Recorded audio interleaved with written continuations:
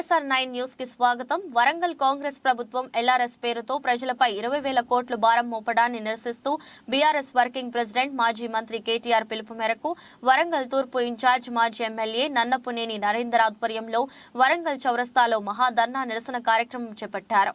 ఈ కార్యక్రమంలో deputy mayor Rizwana Sameem, Masood, BRS party కార్పొరేటర్లు, మాజీ కార్పొరేటర్ కార్యకర్తలు, మహిళా కార్యకర్తలు, నాయకులు పాల్గొన్నారు.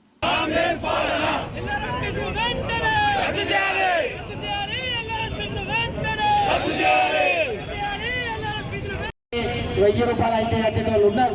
దేనికోసం అంటే అప్పు చేసైనా ఒక ఇల్లు కట్టుకోవాలి, అప్పు చేసైనా నా కొడుకో నా పిల్లలకో ఒక బండి తీసుకోవాలి, ఒక కారు కొనుక్కోవాలి అనే ఒక ఉద్దేశంతో ఇవాళ నిరుపేద మధ్యతరగతి ప్రజలందరూ కూడా ఈ ఆలోచన చేస్తే వాళ్ళ నడ్డి తీర్చే విధంగా మీ ఆలోచన విధానం ఉన్నదని కూడా చెప్పడం జరుగుతున్నది.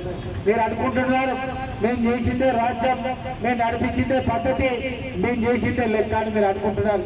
ఇవాళ మేము ఈ నియోజకవర్గ గడ్డ మీద వరంగల్ చౌరస్తాలో నిలబడి చెప్తున్నాం, మీరు ఎక్కడైతే ప్రజలకు వ్యతిరేకంగా ప్రవర్తించినా, ప్రజలకు వ్యతిరేక విధానాలు తీసుకొచ్చినా కానీ మిమ్మల్ని ఎండగట్టడం నిజమని సత్యమని మా కార్యకర్తలు సాక్షిగా ఈరోజు మీకు చెప్పడం జరుగుతున్నది. మీకు తెలుసో తెలియదో 2 అడుగులు వెనుకకి వేసినామంటే 1000 అడుగులు ముందు వేయడానికే ఈ 3 నెలల ఓపిక. ఖచ్చితంగా మీ విధి విధానాలు, మీ పనితనం ఏందన్నది రోజు ప్రజలకు చెప్తూనే ఉంటాం. చాలా మంది ఏమేమో మాట్లాడుతున్నారంట, ఏమేమో చేస్తున్నారంట. మేము వచ్చినాం పోయినాం పైసా అని, నా ఐస లేదు నా పైస లేదు. కథ ఏంటంటే ఇక్కడ ప్రజలకు మేలు చేయండి.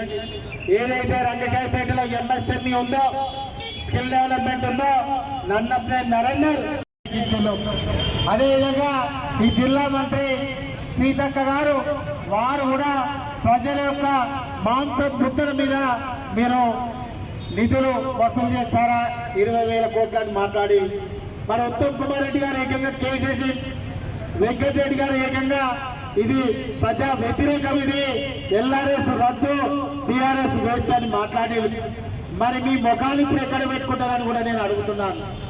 మరి ఈరోజు త్యాగాల పునాదుల మీద తెలంగాణ తెస్తే అబద్ధాల పునాదుల మీద 20 కోట్ల నిధులు, 20,000 కోట్ల నిధుల్లో ప్రజల మీద భారం మోపడానికి మీకు ఎట్లా మనసు వచ్చిందని కూడా అంటున్నాను.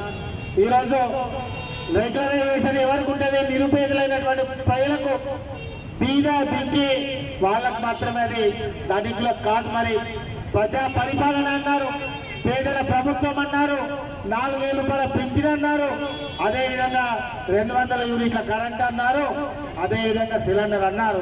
ఏం చేసిళ్ళు? ఇంత తెలివి మాకు లేదనుకుంటారా? 90 లక్షల పైసలకు రేషన్ కార్డులు ఉంటే దాన్ని తీసుకొచ్చి 40 లక్షలకు చేసిళ్ళు.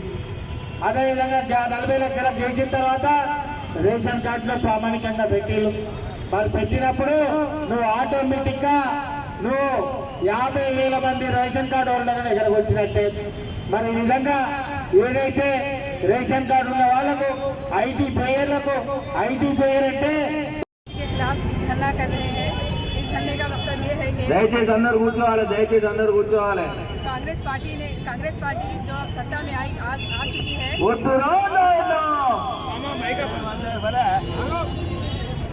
उन्होंने सत्ता में आने से पहले BRS पार्टी के खिलाफ बहुत कुछ कहा था कि LRS फी के वजह से लोग वो आवाम का खून चूस रही है, हम अगर सत्ता में आएंगे तो LRS ख़त्म कर देंगे।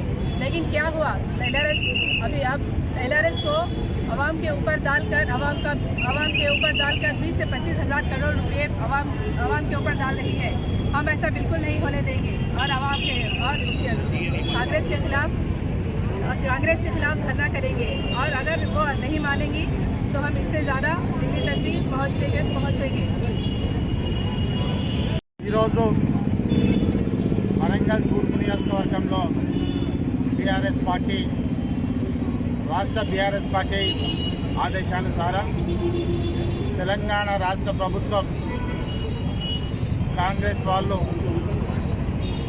ఈరోజు ఏదైతే వాళ్ళు ప్రకటించిందో ల్యాండ్ రెగ్యులరైజేషన్ స్కీము 20,000 కోట్ల రూపాయలను ప్రజల మీద భారం మోపే ప్రయత్నం చేస్తున్నారో దాన్ని వెంటనే రద్దు చేయాలని చెప్పి మేము డిమాండ్ చేయడం జరుగుతున్నది. ప్రధానమైనటువంటి కారణం ఈ ప్రభుత్వం ఏర్పడ్డ తర్వాత 420 హామీలను ఇవ్వడం జరిగింది. దానిలో 6 ప్రధానమైనటువంటి హామీలు దాన్ని ఇప్పటివరకు అమలు చేయలేదు. 9వ తారీఖు రోజు రైతు బంధు, రైతు రుణమాఫీ అన్నీ అయిపోతాయని చెప్పి ఆ రోజే ప్రమాణ స్వీకారం అని చెప్పి ప్రమాణ స్వీకారం అయితే బాగానే 2 రోజుల ముందు చేసుకున్నారు, కానీ ప్రజలకు అన్న టైంకి ఇప్పటి వరకు ఏది పూర్తి కాలేదు. మేము ఒకటే అడుగుతున్నాం, ప్రజలు మీకు గౌరవించి ఈరోజు ప్రభుత్వాన్ని ఏర్పాటు చేసే అవకాశం కల్పించారు. మరి ప్రభుత్వాన్ని ఏర్పాటు చేస్తే ఏ మాట ప్రజలకు చెప్పి మీరు ఆ గద్దెనెక్కారో అది నిలబెట్టుకోవాలని కూడా మీకు సూచించడం జరుగుతున్నది. ఈరోజు 2020 సంవత్సరంలో ఎల్ఆర్ఎస్ మీద నేటి ముఖ్యమంత్రి, నేటి డిప్యూటీ సీఎం బట్టి విక్రమార్క గారు, అదేవిధంగా నేటి మంత్రి కోమటిరెడ్డి వెంకటరెడ్డి గారు, మరొక మంత్రి సోదరి సీతక్క గారు, వీళ్ళందరూ కూడా ప్రజల యొక్క రక్త మాంసాల మీద ఎల్ఆర్ఎస్ నిధులు భారం మోపుతున్నారని చెప్పి ఆ రోజు వారు మాట్లాడడం జరిగింది. మరి ఈరోజు మీరు చేసే పని ఏంటని కూడా మిమ్మల్ని అడగడం